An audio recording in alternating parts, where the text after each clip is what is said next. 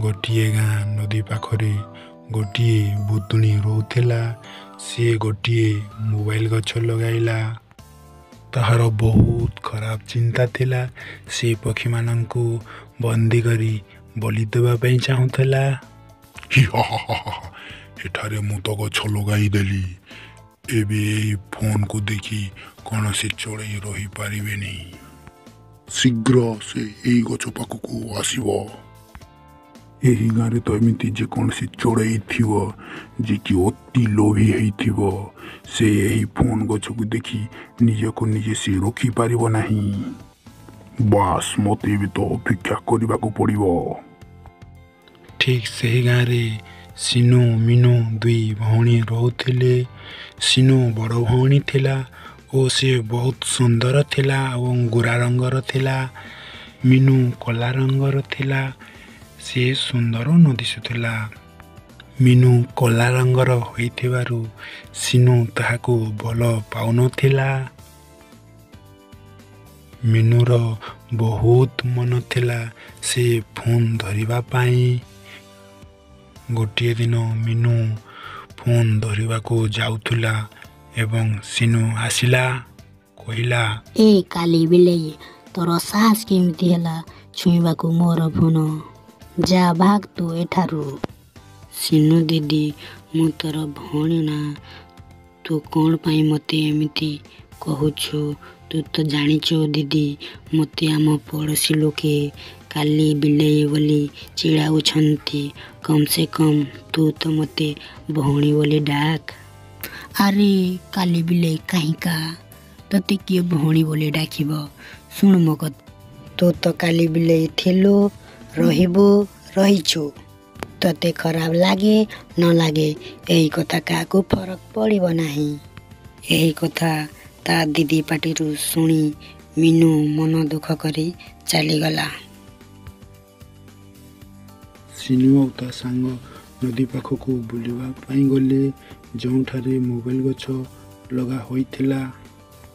ଏ ଚୁମ୍କି ସାଙ୍ଗ, ଦେଖ ଗୋଟିଏ ମୋବାଇଲ ଗଛ। ଏ ତ ଅସମ୍ଭବ କଥା। ମୋତେ ତ ଲାଗୁଛି ସାଙ୍ଗ, କିଏ ଯାଦୁଇ ମୋବାଇଲ ଗଛ ଲଗାଇଛି ଗାଁର ମଙ୍ଗଳ ହଉ ବୋଲି। ଚାଲ ସାଙ୍ଗ, ଆମେ ମୋବାଇଲ ଗୁଡ଼ିକ ଆମ ଘରକୁ ନେଇଯିବା କିଏ ଆସିବା ପୂର୍ବରୁ। ତାପରେ ସେମାନେ ମୋବାଇଲ ଗଛ ପାଖକୁ ଗଲେ। ମୋବାଇଲ ଧରିଲା ମାତ୍ରେ ସେମାନେ ଶୂନ୍ୟ ହୋଇଗଲେ। ଦୁଇ ଜଣ ଭୁତୁଣୀ ଘରେ ପହଞ୍ଚିଗଲେ।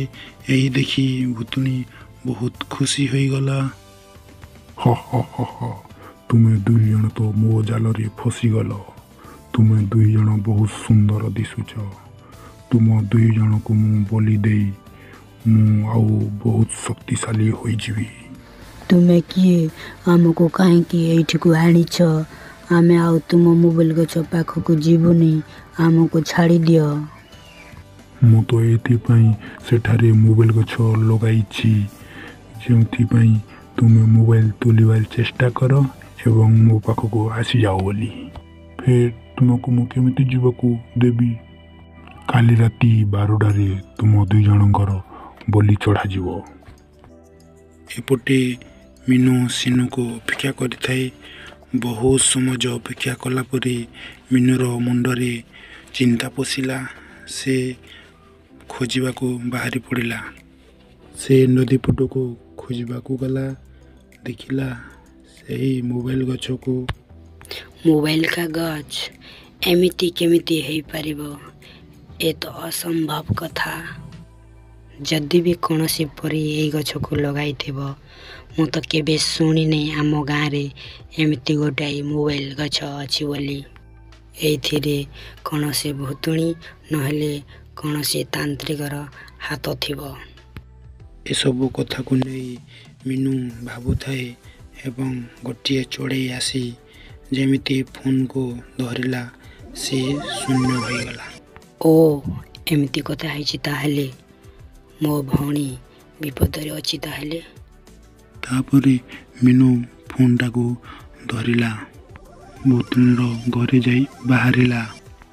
କହିଲା, ଏ ଭୁତୁଣୀ, ତୁ ଗୋଟେ ବହୁତ ଖରାପ ବଡ଼ ଭୁତୁଣୀ। ତୁ ଯାହା ବି ଚଢ଼େଇ ରଖୁଛୁ ଛାଡ଼ିଦେ, ନହେଲେ ମୁଁ ତୋତେ ଆଜି ଛାଡ଼ିବି ନାହିଁ।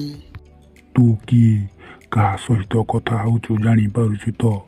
ମୁଁ ତୋତେ ମୋ ମନ୍ତ୍ର ସାହାଯ୍ୟରେ ମାରି ଦେଇପାରିବି, କିନ୍ତୁ ମୁଁ ଏମିତି କରିବି ନାହିଁ।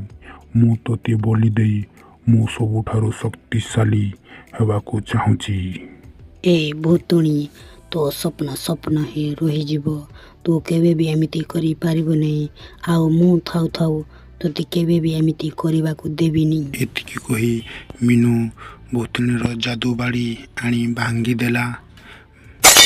ତାପରେ ଭୂତୁଣୀର ସବୁ ଶକ୍ତି ନଷ୍ଟ ହୋଇଗଲା। ସେଠାରେ ସେ ପୋଡ଼ି ମରିଗଲା।